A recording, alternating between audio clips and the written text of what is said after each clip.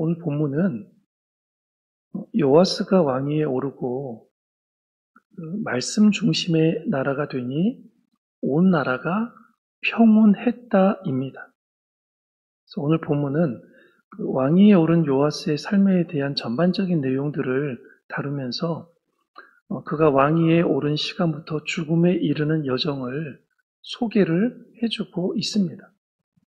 특별히 요아스가 7살의 왕이 되었습니다. 7살. 7살이 얼마나 어립니까? 네. 너무나도 어린 나이임에도 불구하고 7살의 왕이 되어서 몇 년간 남유다를 다스렸습니까? 40년간. 네. 첫 절에 보니까 40년간 나라를 통치했다 이렇게 기록을 해주고 있습니다. 40년의 통치 기간의 말년에는 반역으로 죽었지만 통치 기간 동안 40년 동안에는 반역이 없이 나라를 잘 다스렸습니다. 그 이유가 여러 가지가 있겠지만 오늘 2절의 말씀에 나오는 여호야다라는 사람이 나오는데요. 이 믿음과 말씀 안에서 사는 사람이 왕 옆에서 계속해서 말씀으로 누가 잘할 수 있도록 7살밖에 되지 않는 왕이 말씀으로 잘할 수 있도록 여호야다라는 사람이 계속해서 말씀을 가르쳤다라는 거예요. 하나님의 말씀을 가르치고 잘 옆에서 도와드리고 하나님의 말씀에서 빗나가지 않도록 그를 잘 인도를 했다라는 거예요. 말씀 중심의 믿음의 사람 여호야다가 있는 동안, 즉 말씀이 나라의 중심이 되어 있는 동안에는 남유다는 하나님의 능력 안에서 평강의 때를 누릴 수 있었습니다. 어떤 공동체가, 어떤 나라가 평강을 누릴 수 있느냐? 하나님의 말씀을 제대로 잘 가르치는 사람들이 있어야 된다는 거예요. 우리나라가 130년 동안 기독교가 지금 유지되고 있지 않습니까? 참 우리나라는 전 세계 어느 나라를 보아도 이런 나라가 있어요, 없어요? 없어요. 이렇게 하나님의 말씀을 사모하고 하나님의 말씀을 잘 가르치고 열심히 배우려고 노력하는 사람들이 별로 없다라는 거예요. 더 놀라운 거는 130년 동안 새벽 예배가 단 하루도 쉰 적이 있어요, 없어요? 없어요. 이런 나라가 전 세계에 있어요, 없어요? 없지요, 없어요. 그래서 하나님께서 특별히 우리나라를 사랑하신다. 말씀을 가르치는 사람들이 이토록 많고, 장단점은 있죠. 너무나 주의 종들이 많이 배출이 된 것 때문에 장단점은 있지만, 그래도 하나님께서 긍휼히 보시는 이유는 하나님의 말씀을 사모하고 배우고 가르치는 주의 종들이 많은 것은 장점이 훨씬 더 많다라고 생각을 해볼 수 있는 내용입니다. 하지만 이제 오늘 말씀의 뒤를 보면 솔로몬 때부터 이어온 산당은 제거하지 않았다라는 거예요. 이 요아스가 이렇게 훌륭한 어린아이가 훌륭하게 통치를 함에도 불구하고 그렇게 오랫동안 솔로몬 때부터 이렇게 내려오던 그 이방 여인들이 세웠던 산당을 제거를 했어요, 안 했어요? 끝끝내 또 제거를 안 했다라는 거예요. 아쉬운 대목이에요. 그래서 이 일이 그의 부정적인 평가를 내리게 되는 원인이 되기도 합니다. 그래서 요아스가 왕위에 오른 다음에 가장 먼저 추진한 것은 성전에 무너진 것들을 회복하는 것이었습니다. 이것은 단순히 남유다의 성전을 수리하는 것이 아니라 남유다에 무너져 내린 하나님과의 관계를 회복하게 되는 역사적인 사건으로 읽혀지고 있다는 것입니다. 그러니까 성전을 수리하는 것은 누구와의 관계를 회복시키는 거라고요? 하나님과의 관계를 회복시키는 거예요, 실은요. 하나님을 사랑하는 사람들이, 하나님을 진심으로 믿고 따르는 사람들이 성전을 회복을 시키지 않고 성전을 다 무너져가는 성전을 그냥 그대로 두고 보고 있다?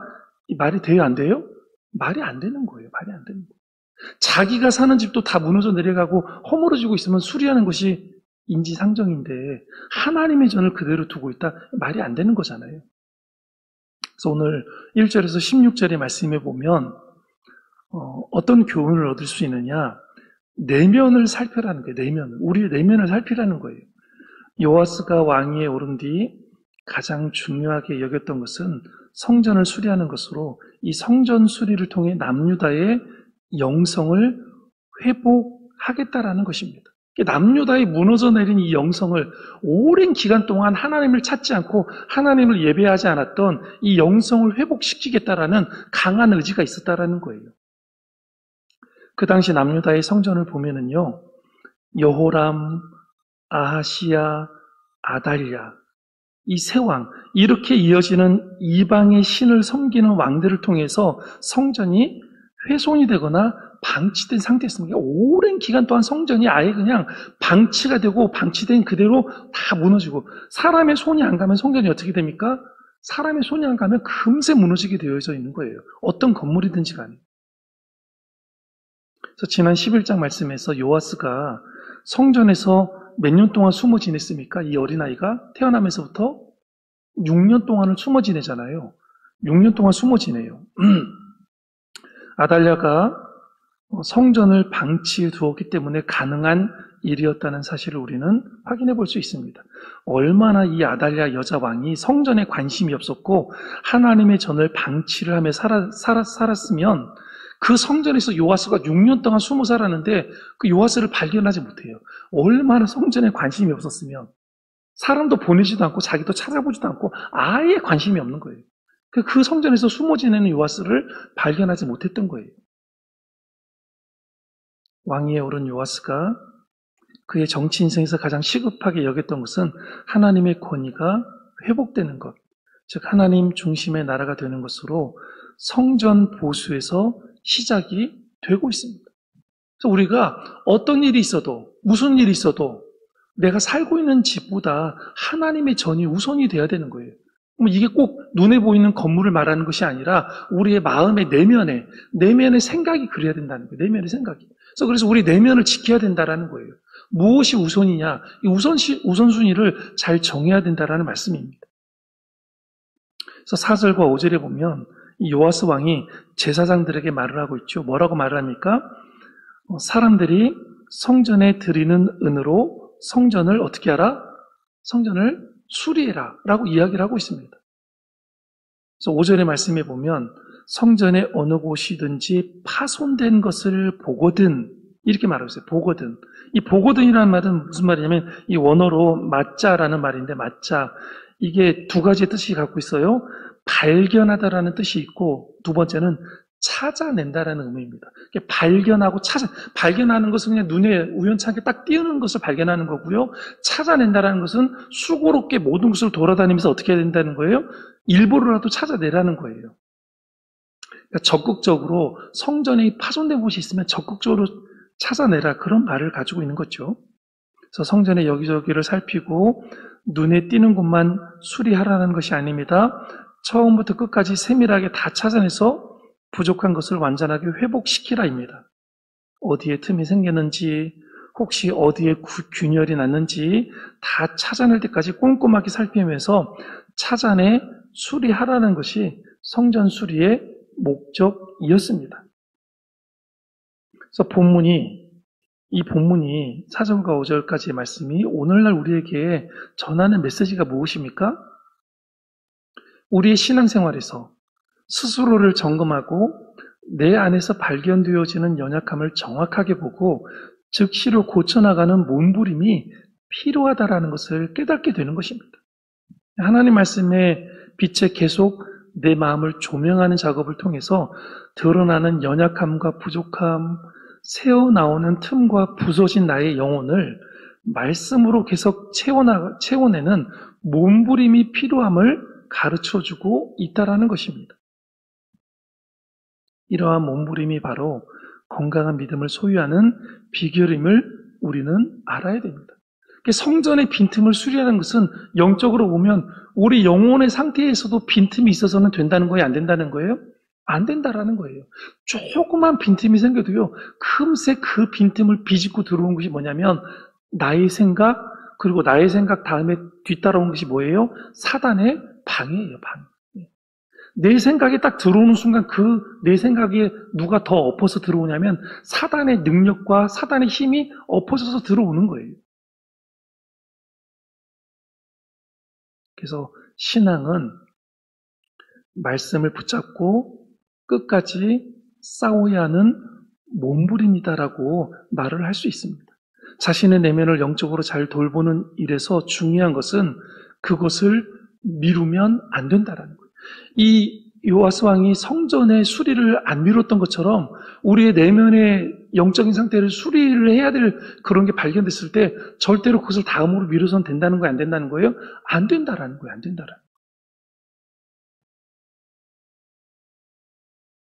부족함을 발견했다면 그 즉시 수리하고 보완하는 실행을 하라는 의미입니다. 그래서 오늘 6절에 보면 수리하라 그렇게 말을 했는데도 요아스가 수리하라 그렇게 말을 했는데도 성전 수리를 미루고 있었다는 것입니다. 제사장들이.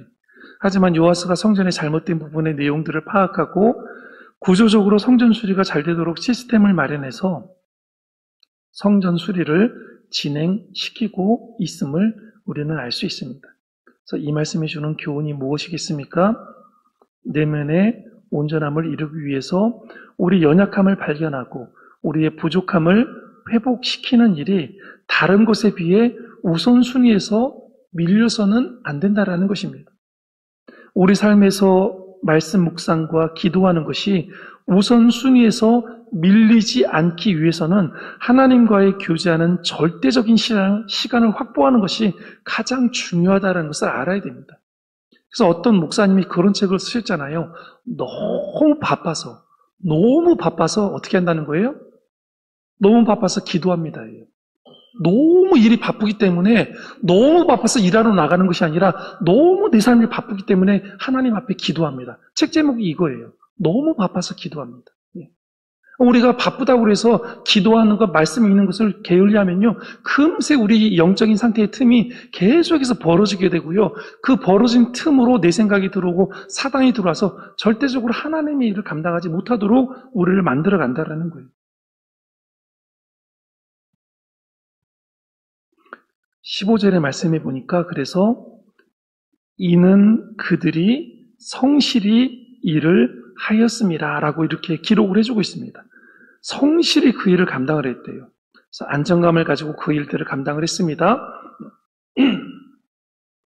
오늘도 믿음의 눈으로 우리의 내면을 말씀의 빛으로 잘 살피면서 무너진 곳을 다시 세우고 틈이 있다면 잘 메워내면서 하나님께서 허락하신 충성된 일꾼, 하나님의 영광을 드러내는 복된 삶이 되는 것이 하나님이 원하시는 삶임을 우리는 알아야 됩니다.